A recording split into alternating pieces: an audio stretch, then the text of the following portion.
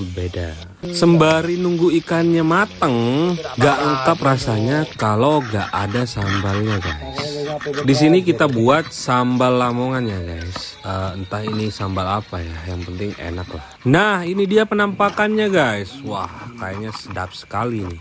Biar lebih afdol kita makannya di atas daunnya guys. Nah ini dia teman-temanku guys. Jadi kayak pengungsi Rohingya ya mereka ya, kelaparan begitu. Saatnya kita makan. Allahumma barik lana fima rozaqtana wa qina adzabannar. Markidang, mari kita madang.